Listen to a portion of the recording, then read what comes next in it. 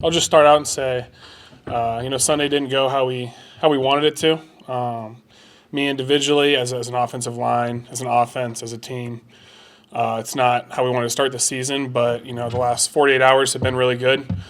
Collectively, we've been watching the film and making the mistakes, correcting the mistakes that we made. There was a lot of good things as well. I thought we came out in the second half, and obviously we didn't finish the game, but there were some bright spots. So we're going to continue those as well. And we're all looking forward to week 2 in Arizona. Get this thing going. I'll take questions this time. Mike Zimmer had mentioned identifying fronts as kind of an issue. Was that just stemming from them coming out in different looks you weren't expecting? Or No, we were prepared. Hats off to Cincinnati. They had a good game plan.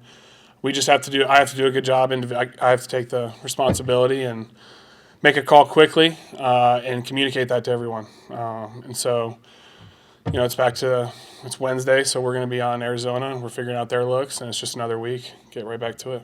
Was it more so getting the wrong call or just getting out the right call? Just making sure everyone's on the same page. That's kind of offensive line play. So making sure we all understand what we're doing, make a call quickly, and just go with it. Let everyone know. Did you guys have a sense for the false starts, the holdings, like what could have been at the root of those? I could probably don't have a great answer for that one, but I do know that penalties, they kill you. Y'all saw it puts you behind the 8 ball. Coach Kubiak did a great job, but when you're 2nd and 15, 2nd and 20, 3rd and 20, not a whole lot of play calls that can get you out of that. And we did get out of it sometimes, but we can't bank on that all the time. And obviously, you're not going to win as many games as you want to doing that. So that's the emphasis this week. That's number one circled on the offense. And so starting an individual drill with Coach Rauscher to everything pre-snap, all the penalties, they're all correctable, very correctable. So that's kind of what we're going to focus on and take into game 2 with us. You're noticing officials are calling offensive holding more now. Last year was 18 flags in week 1. This year is 50. Wow. Yeah, we just had to have our hands inside. That's kind of beyond me. But I think when you take the blame out of your hands, you can't do anything to fix it. So if I'm just blaming the refs or blaming someone else, then I can't do anything about it. It's kind of all their fault. But when you kind of put it on yourself, you can be like, listen, no, I can have tighter hands. I can have better technique. I can work on it Wednesday, Thursday, Friday. So that's the approach we're taking. And so we're just going to be better this week than we were last week. So do you have a good feeling at this point of like what referees are going to call when it comes to holding? Because even just like us watching back the game, you could spot them on different plays where you think maybe it is, maybe it's not. I feel like it's very hard for us to tell.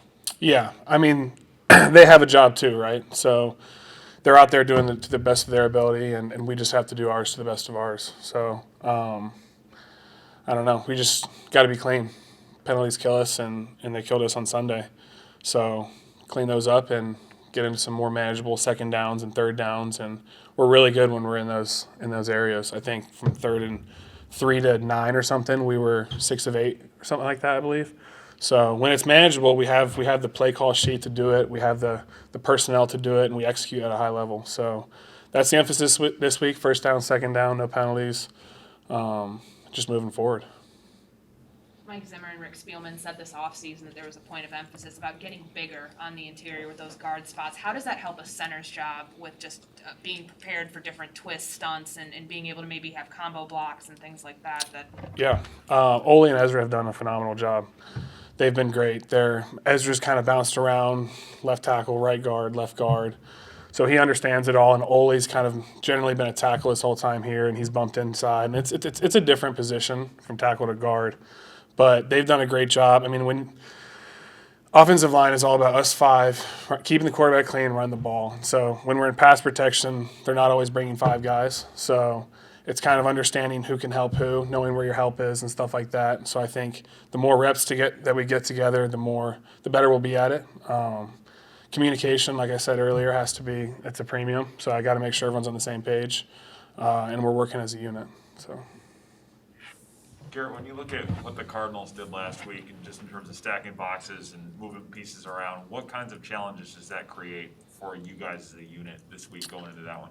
Yeah, I think us and Tennessee are pretty similar personnel-wise. We like to run the football, use a fullback a lot. And so I think both the Cardinals and the Bengals kind of had a similar game plan, loading the box up. And as an O lineman, you love that. That's a challenge. They're saying we're going to load the box up and you can't run on us. And so we have to be able to run the ball and take that attitude that we're going to run the ball no matter how many people you put in the box. And then at the same time, you got to be balanced. So we got to keep Kurt clean back there and be able to take our shots on them when we can. So just staying balanced and running your offense no matter what the defense puts out there. Hey, Garrett, how do you feel the communication was on Sunday in a fairly full stadium, obviously coming off a year where there really were no fans, like kind of getting adjusted to that crowd noise again? Yeah, I mean, it was the first game. There was too many penalties and there was some communication issues, so it's not where we want it to be. But we got the corrections made. We know what we weren't clear with, weren't precise with, so we know what to work on, and it's just right back to it. There's a lot of football played on the offense, so a lot of guys understand the deal. It's week one. We didn't have the outcome we wanted, but it's week two next. We got another opportunity to earn a win. So, what kind of demeanor did Coach Rauscher have watching back that first half with you?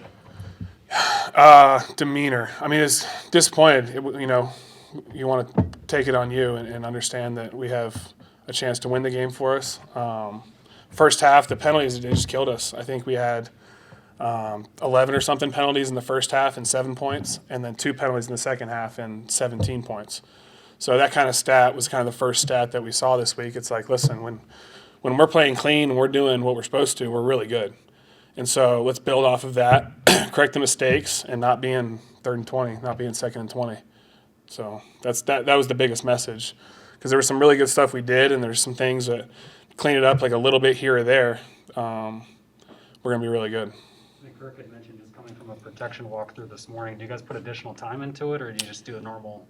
Yeah, a lot of times. So we'll do blitz walkthroughs on Wednesdays, and they mix it in practice. And on Thursdays, we have a quarterback, running back, and O-line only protection meeting where we look at all the different kind of looks they can give you on third down and pressure situations, and talk through the communication of it, who's got who, and make sure we keep them clean back there.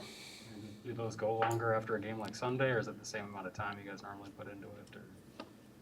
Do they go longer, like during the week? Yeah, like the meetings go longer just because you have more to work through in terms of just. It's Monday, Tuesday, you correct what happened on Sunday, and then Wednesday you trust the process and you're right back to it. It's kind of the same thing. So we know where we weren't right with communication things, and it's very correctable, and it's going to get corrected, and we're going to move on with it. So.